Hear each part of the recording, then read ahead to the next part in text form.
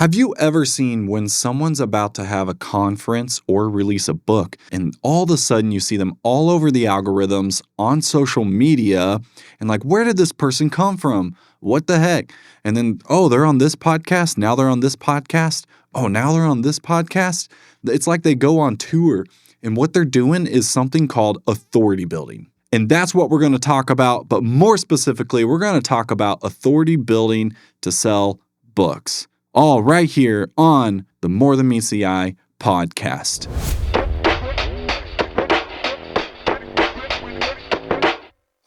We aren't just a video production company. We are business solution driven creatives. And this is More Than Meets the Eye. Yo, what is up, everybody? Welcome back to another episode of the More Than Meets the Eye podcast, where we talk about what's behind a person, a practice, or a product, especially when it comes to marketing. I'm Jared Taylor. I've got my coffee, and I want to welcome you to JT Visuals, and that's spelled without the I, because there's more than meets the eye.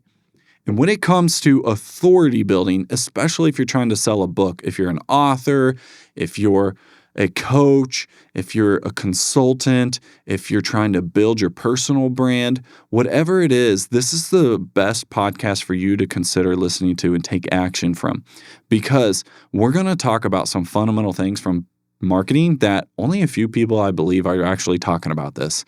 There could be a lot more out there, but from what I see, I don't think a lot of people are talking about how search is, I don't want to sound black and white, but it's pretty close to being dead, like Google search.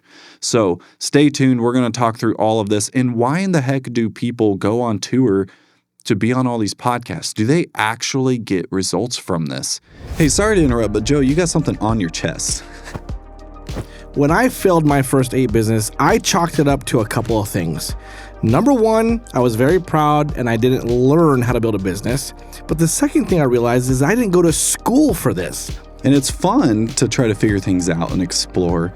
But then there comes a point where you're like, wait, hold on. What are all the other successful business owners doing? We've provided something for you if you feel the same exact way. We've provided School, SKOOL, entrepreneur experience, where you can actually have free content and a community of people that are also in there that are entrepreneurs that love to give feedback and ask for feedback. If you don't feel like you have the resources enough to help you become successful, join our school. It starts for free. So what are you waiting for? Go to jtvisuals.com/school. That's JTVisuals without the I, and that's school with a K. Now back to the show. And why in the heck do people go on tour to be on all these podcasts? Do they actually get results from this? And, in short, too long didn't read. The answer is yes, they did. So you write a book and you put it on Amazon so they can distribute it and fulfill it.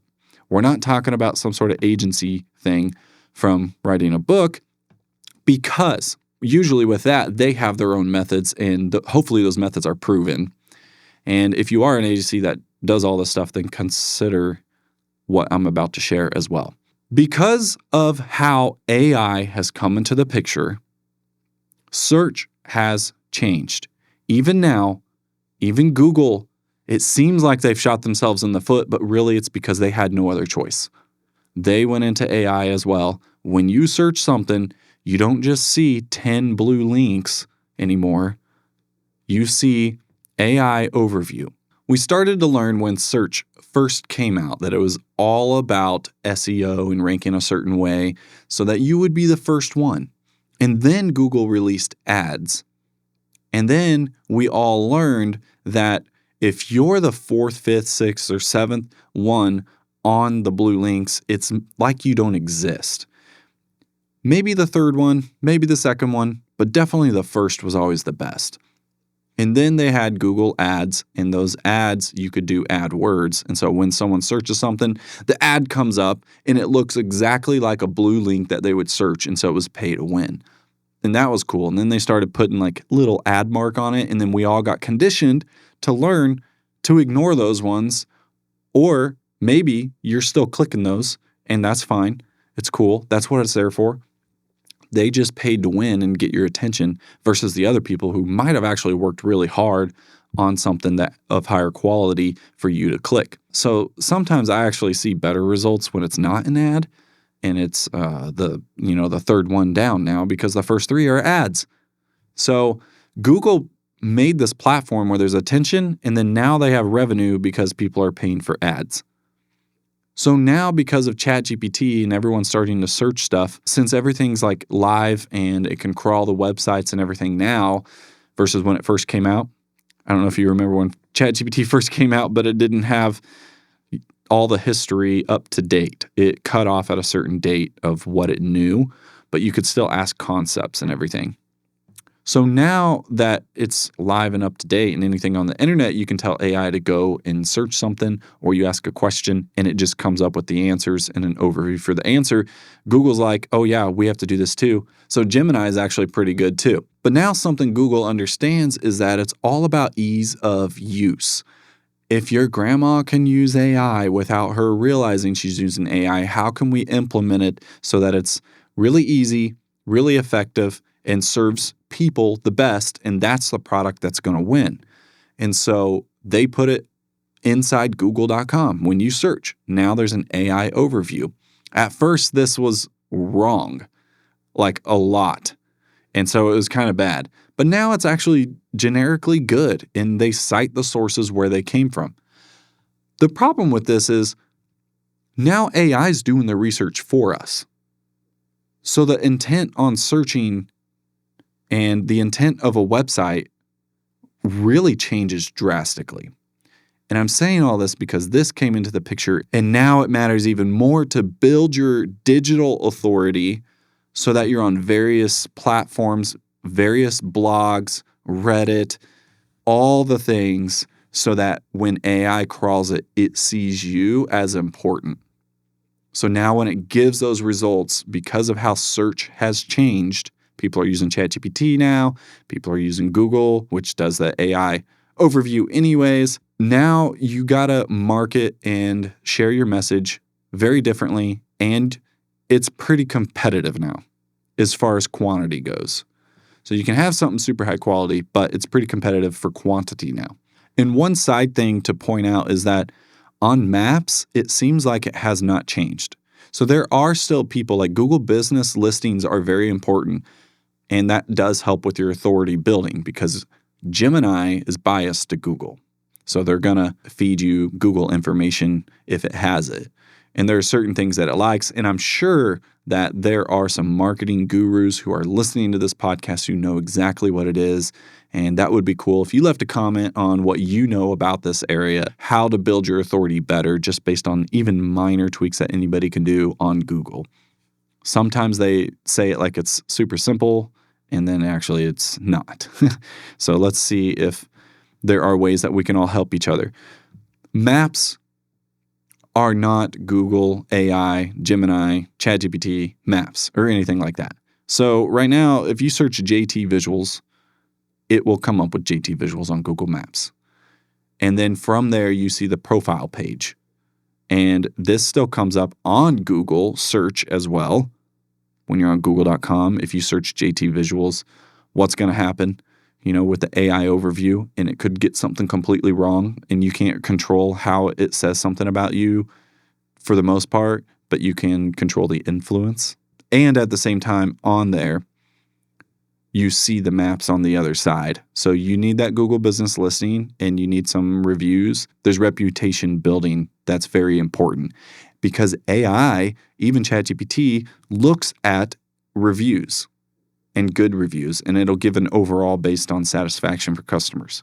So if you're building your authority, make sure you are established in what people are looking for when they're buying your book, that you're established somewhere on Google business listings and you have some reviews, even if it meant that you're publishing the listing of your book on Google as well. Google Business Profile is also like a social media tool, so use that, post on there with as many keywords and guidance as possible to help people and give them snippets of your book to help build your authority. So when people look up those problems that your book solves, they could potentially find you.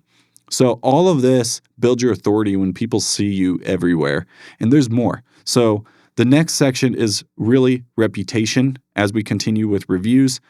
The macro of that is reputation and Definitely in-person reputation matters too, even locally. So, good things that people say about you. What are those things? And if you're selling a book, what are the good things that they say? If there's events, if there's networking going on, those are good to have as well. All those in-person physical things, show up, show yourself. If you show yourself physically somewhere in a bunch of groups and you're running ads at the same time online, that helps build your authority as well. And then the vibe people get from you really matters when they see you or hear from you. How did you make them feel? That's the question you got to ask. How do you make people feel? And then specifically about a book or even a YouTube page, why should they read or subscribe? That question can help frame it in a better way that's thinking of the customer first. And speaking of that, there is something that's deep within us as business owners, as creatives, as authors, whatever it is. We tend to like to gatekeep just so that people will buy. But that is actually not the method that I've seen. The method I've seen that works is actually what you wouldn't think. And that is to give away the information. There's so much information out there that other people are hogging the authority when they're answering the questions and not you. So are you going to let them take that, or are you going to answer it and be the guide? Because if you're the expert guide just to help someone through the thing that your book helps with, then they're going to trust you a lot more. Because we're in a culture of where anybody can say anything on the internet. AI can write anything. AI can make something sound professional. But where's the trust and where's the true organic person behind it and the mission? And where's the proof? So trust building is huge these days. We really got to get there, and we really got to make sure and provide all the trust that we can based on in person and what people actually say about you. What are people posting about you? Or what are people saying about your book? And what are people posting about your book? And if they're not saying anything, then you might be at an early stage where you need to get people to say things. You can control that a little bit by giving away the answers. Do giveaways for books. Go and give it to like 3 to 10 people or whatever, just to start and be like, hey, I would love if you would read this and give me your honest thoughts and give me a review on Amazon. As you build your book reviews on Amazon, that builds the authority and helps you become more discoverable. And just to prove it to you, let me show you something that it's more about how you offer it and how you go about it. So let me look up Alex Hormozi. He sold so many books, and it was the Guinness World Record, for the fastest selling nonfiction book. And he sold 2.9 plus million copies in 24 hours. Wow. Okay, that's crazy. And it was $82 million to $91 million in book sales in the first 24-hour period, and over $100 million in the 48-hour period. He set a record, and would you believe me if I said that not that much longer afterwards, he released the Audible version of his book on his podcast for free. He gave away all of the info that he just set a record for. Couldn't he make more? Yeah, he could make more. And he probably is making more. So why did he do that? I believe that he did it to train AI and build his authority, as well as give away the information so that someone goes, oh, you know what? I got to buy that book for someone else. I got to buy that book here. Instead of thinking inwardly, it's more about how can I take what I learned and I could buy it as a gift and give it to someone else. And that was his offer in his launch party and live reveal and everything too. So it's like how you frame it and how you look at it, how you go about it. You can give away all the answers. Literally, he gave away the whole book and still set a record. Of course, it's Alex Hormozi, and he built his authority. He built his authority through social media, which that's what we're getting to next. So you give away the answers, you build reputation, you make sure it's good, you test it in the market. Do people actually like this? Are they giving good reviews? You need to get that criticism and then rewrite and write revisions. Don't be so caught up. But then you really start working on building your authority by discoverability online. How do people find you? And how does AI find you? If you truly want to be discovered and have a successful business and brand or sell that book, then you need a method for people to be able to find you. It sounds so simple, but we all ignore it. We all believe in marketing and we all believe in that social media is good for our business, but then we don't do as much as we could. And when AI has a lot to go from, it sees you as a higher authority, which means you're more likely to show up in search results from AI results. And what that does is it filters the research. And so then people are closer to buying, but you can't measure it anymore now. So that's the hard part, is you can't measure how many people are searching this from ChatGPT or even from maybe a little bit with Google. I'm sure they have something. But even in Gemini, though, you can't search and find out how many people are searching this or this or this. But you could possibly track that, oh, they came from ChatGPT or Gemini, and that's all you would know. So it's very interesting in the world we live in because of how search is just all messed up now. And so you need to be on as many platforms as possible, and social media becomes a really good way to build your authority for all of this. So how do people find you? How does AI find you? And then when they find you, why should they buy? Why should they buy your book? What kind of value did you give them? And are you saying that you're being valuable and giving them value as a thought leader or as a thought contributor? Are you talking down on people, or are you sharing stories that truly drive emotion and move people? Because there's a difference. And I know I framed that question in a way that if you're talking down on people, it looks bad. But really what I'm saying is, what's in it for them? Speak their language. I listened to some other podcasts before, and they have a guest on there, and then they're just asking, hey, so you wrote a book. What's your book about? And, if somebody isn't famous enough or already built their authority, then they're not winning the seekers. They're winning the people who already know who this person is to learn that she has a book, but it's not going to be as entertaining or as valuable as if you talk about the story that led you into writing that book in the first place. So you got to build that story and build that momentum. And another great way to build on social media, especially if you're just getting started or don't have very big platforms with large following, then appear as a guest on all the local podcasts that you can and bring your book. But when you go and you talk about your book, don't just be like, hey, I wrote a book. I want you guys to buy it because it meant something to me. That's very generic. Don't just say that. But there's a reason why you wrote that book. And if you can go back to the story of why you wrote it or stories within the book and share just snippets in story form, that will drive emotion. And then at the end, you talk about, hey, by the way, all of this is in my book and it's very well written and I'm excited and you'd be supporting this and that. You can frame it better. So really, if you do that and you appear as a guest on podcasts just to sell your book or build your authority wherever you are because you want to look as the industry expert, then make sure there's a connection first before you try to connect people to your book. The other thing is if you run ads towards these books, which may come last, maybe you need to get some material first by getting people's reactions, their testimonials, and film that. And then also film UGC content. Send people the book for free and ask them if they would review it and see if they'll give you a shout out. You never know. If the cost of your book equals the cost of promoting, then that's pretty good.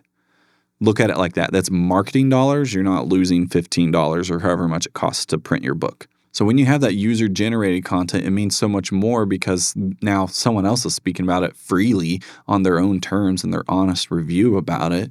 And you're going to see it as a really good review, some insights, and then they reach out to their audience. And then you can hit repost on pretty much all the social media platforms allow you to share or repost or something.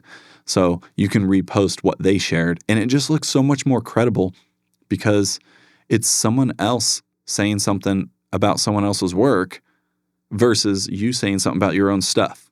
And then that gets into more of the digital, convert it to emails. Have you sent emails? There's lots and lots of other things. Get others to talk about it more or sharing their emails and running the ads long enough for you to actually figure out how much you got to put into it before you get a sale and what creative behind it gets the best sales. So it's not just trying an ad and boosting a post. It is actually looking at it, figuring out on a podcast or on a shout out or whatever it is that someone relates to the pain of something in your book. Give them a taste of it. We're in a sampling world. The last thing is the hardest thing. To keep the authority, you want to maintain it. And it also helps build it even more. Kind of like blogs. So keep doing blogs. If you start your own video podcast and then you bring on other people about their changes when they go through your book or your program or your guide or whatever it was that you made, share that, and it becomes an ongoing machine of testimonials to help continue building your authority and your credibility and your trust through that channel. And then you also keep doing the ads at the same time. And from there, you decide, okay, so I have an audience. Now, how do I keep an audience?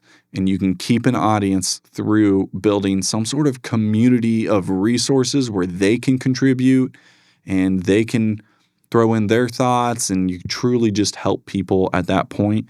And then you keep them, and you really, really, really want to keep the customers engaged long enough so that when you release your second book, they're already there and you don't have to try as hard to build. So it's like if you run ads, people go away. Yeah, maybe you have an email list, but that's an email. Come on. Emails, 1% return on emails is pretty good. You need to do something a lot more. And if you do something a lot more and you keep their attention and keep giving value throughout the time, maybe it's 1, maybe it's 2 years, maybe it's 6 months, however long it is in between your books, you get an idea and you write another book, which, by the way, you could do through video podcasting live. You could write another book from transcripts. But you keep doing that and you keep them engaged long enough so that when you release your second one, they're already there and it's not just an email. It is something that they're looking forward to, and it's hands down a great opportunity, and they really want to either support you or support what it's going to help them with based on how much you help them with the first book. So this is a way to really snowball your credibility, specifically with a book, but you can apply this to a lot of other things. And there's a lot more to this for authority building. There's a lot more gurus out there who are in the marketing space that understand what I'm saying and could help you even more detailed. But if you are someone that does want to start guesting and trying to see if a podcast is right for you before committing long term and you're in the Kansas City area, or you just simply need some content because you have something you want people to buy, or you have something to offer, or you're a business and you don't have an awareness channel, then I would love to invite you to our guest experience, which you can find with the link in the description of this episode. And you can be on your way to snowballing your credibility and making a system that generates itself as you go and really becomes a whole other stream of income and a whole other way to help people and amplify your vision and amplify your reach to really, truly help people have more fulfilling lives instead of all this crap that's all over the internet. We need to flood it with all this goodness. All right. So thank you so much for listening to this episode. I would love to hear your thoughts and your feedback. What did you like? What was your greatest takeaway? What should we talk more about? If you're interested in becoming a guest and having the guest experience, then go to the website with the link in the description. And I will see you next time. Keep on keeping on.